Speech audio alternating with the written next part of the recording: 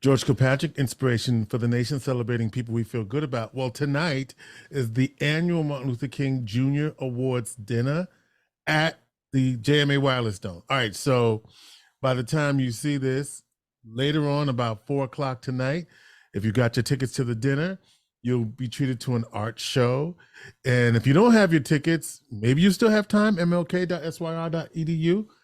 But part of the program tonight, including the wonderful speaker, Dr. Talithia Williams of Claremont University, mathematician, host of PBS show, will give us the keynote, but we'll be also treated to meeting some very special people who have been nominated by their community as unsung heroes and heroines, should we say? And one of those people is a young person I'm really excited to meet, Elbethel Berhane. She's a senior at Jamesville-DeWitt High School, and you have been chosen as an unsung hero for all the work that you do in community. So let's talk about some of that work. First of all, what was it like for you to get the call for the work that you're doing? So let's talk about some of that work. But first of all, what was it like getting that call? Yeah, so I was in class actually, so I kind of missed the call.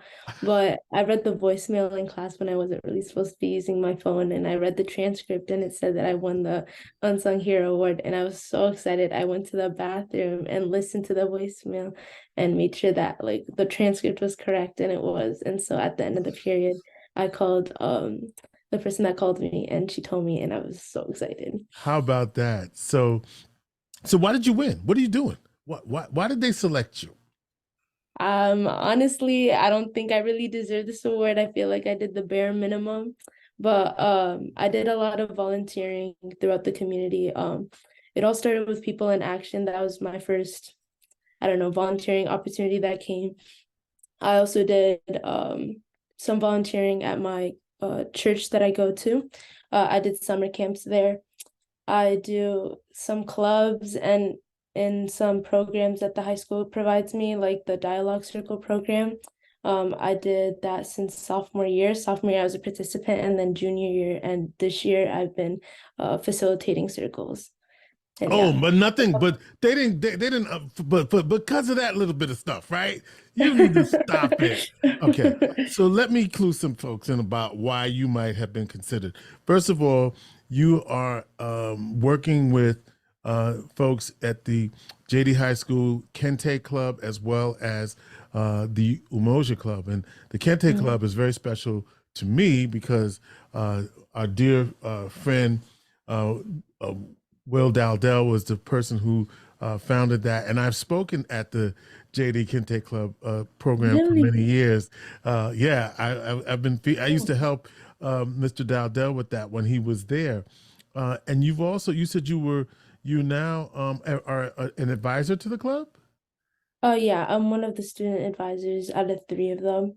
But yeah, we started this year, and so basically we just do some volunteering, requirements to receive the stool, and then you attend a speaker series, which is provided by our like teacher advisor that brings people or like brings us opportunities to go somewhere and listen to other people. And yeah.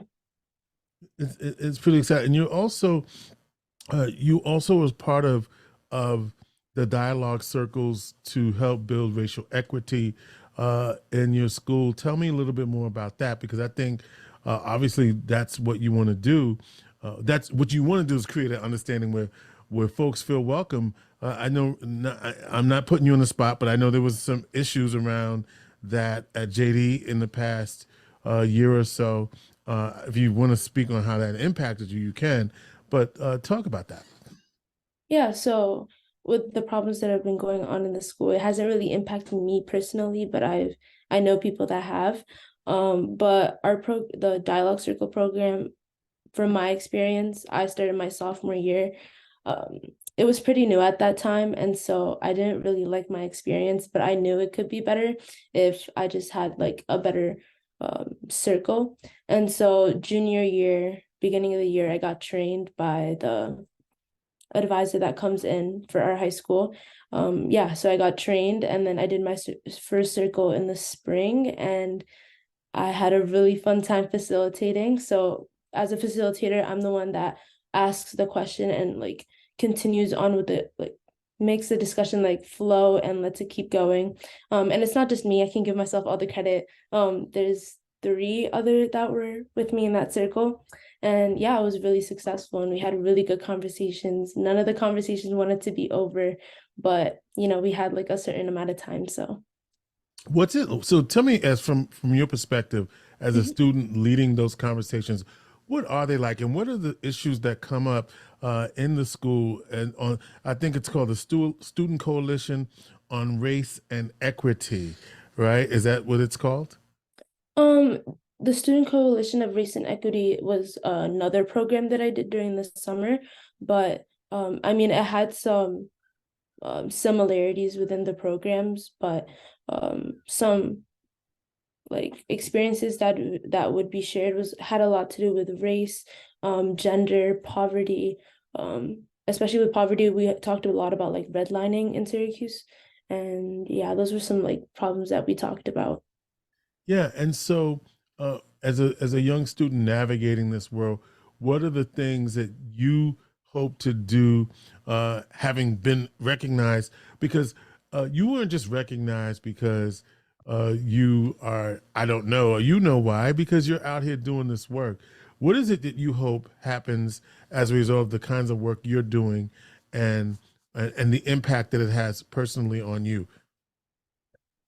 I hope the work that I've done personally not just impact the school, because I know it takes a lot more to do that, but I feel like at least the people that were in the circle, especially in dialogue circle, I feel like that impacted my experience a lot, and I hope that impacted other people a lot too, because I know from my circle that I did, a lot of people wanted to become facilitators after our like successful circle. So I feel like that impacted people in a small way, and I just want to keep that going, even if it is in dialogue circle and any of the things that I do with the churches and the SCORE program that I've done, continue Moja Club, just like anything, any small thing, it really does mean a lot.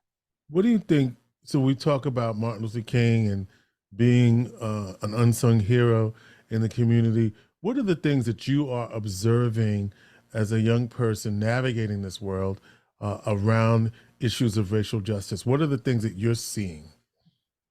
Well, at first, like I feel like Martin Luther King like left a really big legacy, and like the rest of the work is just ours to fulfill, you know what I mean? And so I'm just doing a small part of that.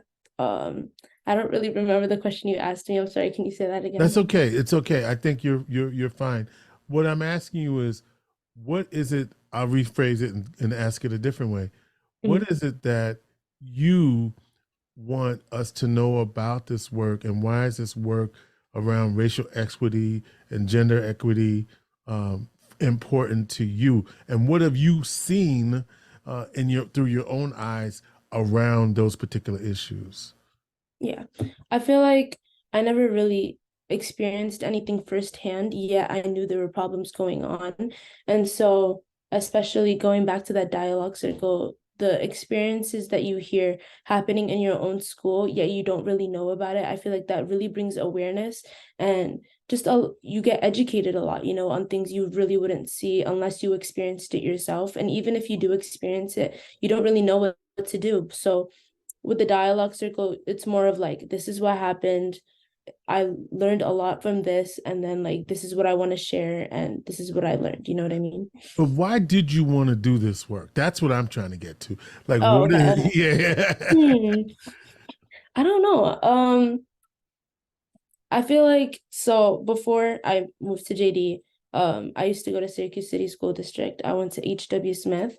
And then like I never knew I was moving until the summer, and so I didn't really get to say goodbye to my friends. And I moved to JD.